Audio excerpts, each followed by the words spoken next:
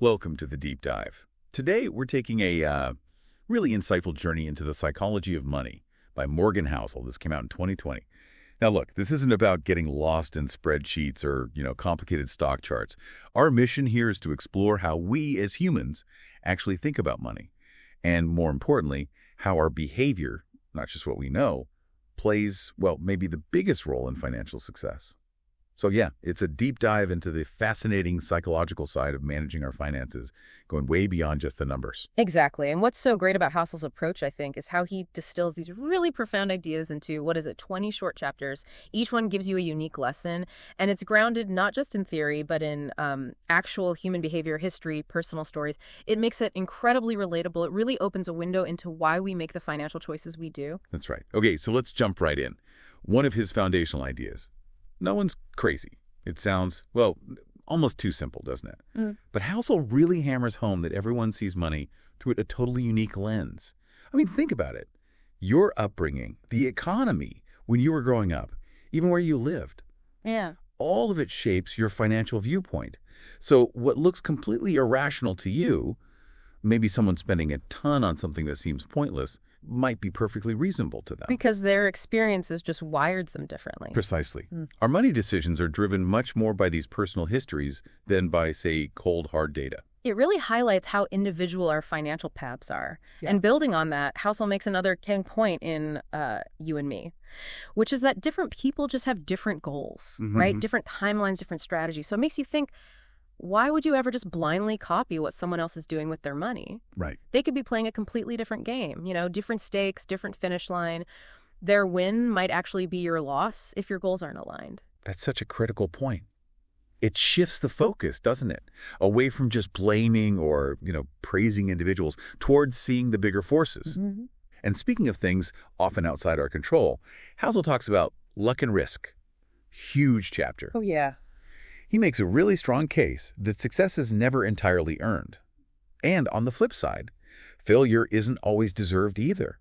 He uses the Bill Gates example, being born at just the right time. You're one of the first school computers. Right place, right time. Exactly. It shows how these big trends like personal computing taking off need people to be sort of positioned by luck to really capitalize. It's not just showing up. It's showing up perfectly timed. So the takeaway is, maybe be careful judging outcomes just based on one person's story.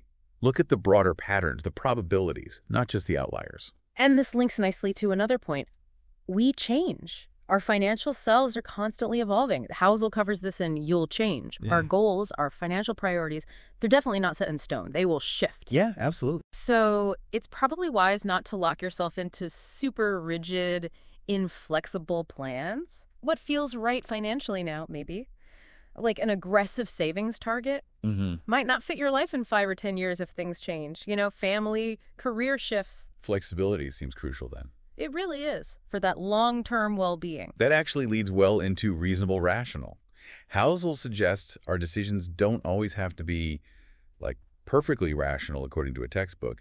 Instead, they need to be reasonable, make sense for your emotions, your comfort level, your actual life. Right. So it's okay, maybe even smart sometimes, to make choices that look a bit suboptimal on paper if they help you sleep at night. That peace of mind is worth something. Definitely. I know I've done that, prioritized less stress over squeezing out every last percentage point. And speaking of feelings, Housel also dives into why we sometimes want to believe certain things, even if they aren't quite right, especially when money feels uncertain. That's in When You'll Believe Anything.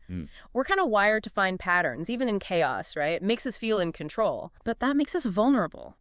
Vulnerable to biases like confirmation bias, only seeing what we already believe, or anchoring bias, sticking too hard to the first number we hear, and, just generally susceptible to misinformation. Understanding those biases and trying to stay grounded is so important. Okay, so we've talked a lot about understanding ourselves, our own wiring. Let's shift gears a bit to actually building and keeping wealth.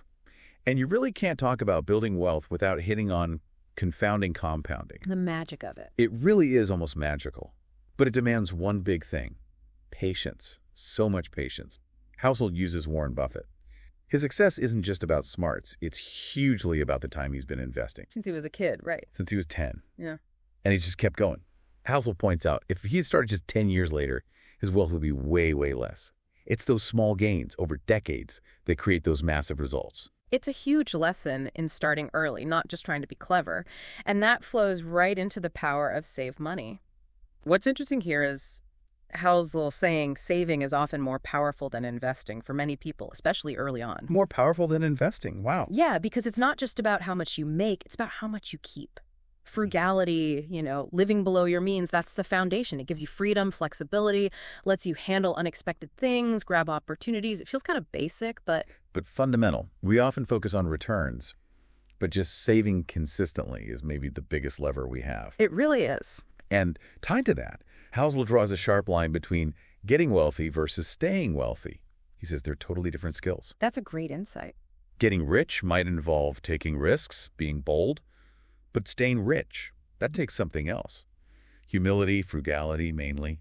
He stresses that a survival mentality is more important than chasing those huge wins, avoiding ruin, just staying in the game. That's the key long-term strategy. Like the tortoises, right? Slow and steady. Absolutely. And that survival idea connects directly to having room for error.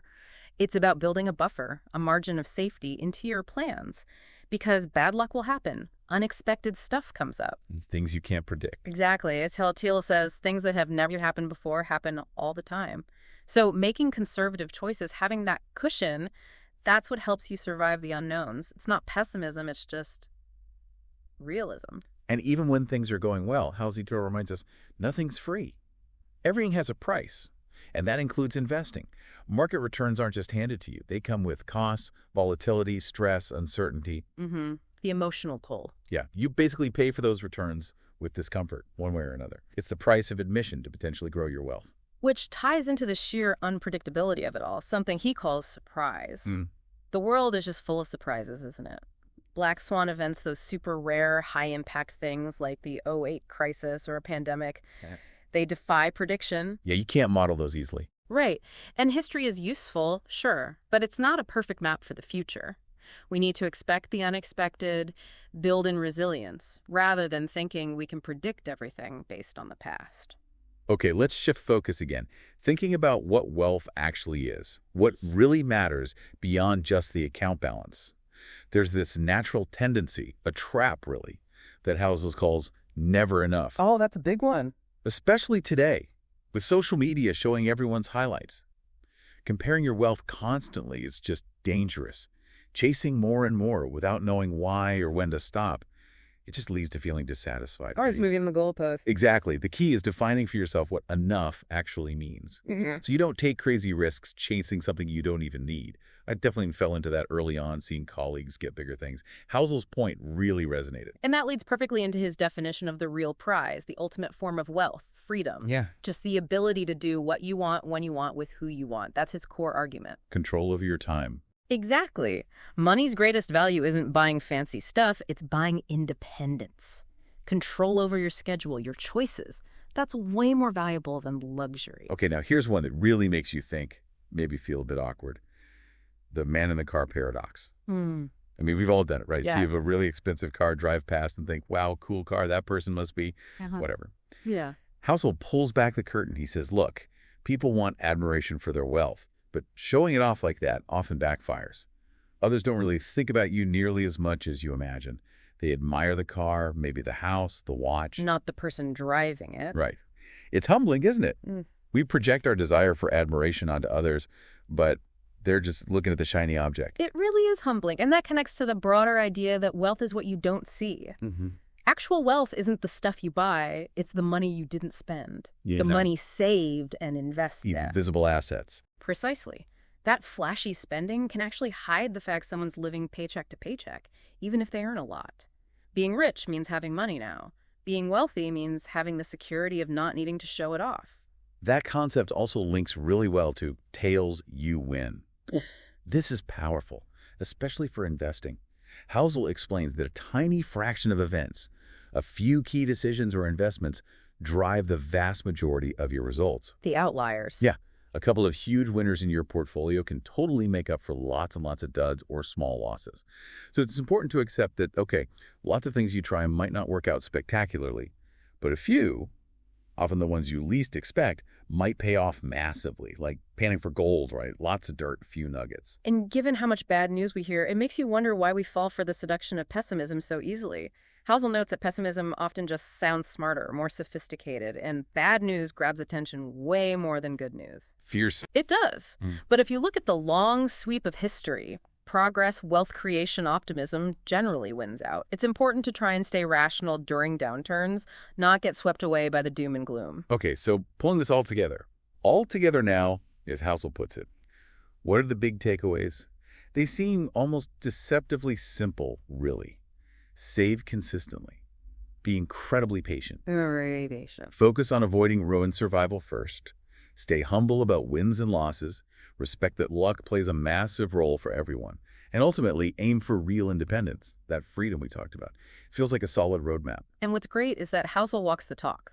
In his own confessions section, he shares his personal approach. He lives below his means, clearly values freedom way more than just stuff, and keeps his finances simple. Kind of boring, actually, and very long-term focused. Yeah, it's refreshing, not overly complicated. Not at all. It shows he genuinely believes and applies these principles. So let's quickly recap the main points from this deep dive. Your behavior, how you act, matters more than how smart you are with money. Absolutely key. Time and patience, way more important than trying to hit home runs with high returns all the time. Don't compare your financial journey to others. They're playing a different game. And save more than you spend. Not just to get rich, but really to stay free. Maintain that independence. It boils down to understanding yourself, your goals, your ecology. Yeah, Morgan Housel's The Psychology of Money really drives home that our emotions, our habits, our personal stories, they shape our financial lives much more than formulas or spreadsheets ever could. It really encourages prioritizing that financial independence, humility, and just thinking long-term rather than chasing quick wins or showing off. It's genuinely a perspective-shifting book. So here's something to think about as we wrap up. Considering that our financial goals, and maybe even who we are, will definitely change over time. How do we build a financial philosophy, maybe that sense of enough that stays flexible? How do we make choices today that truly serve the person we'll become rather than just boxing us in?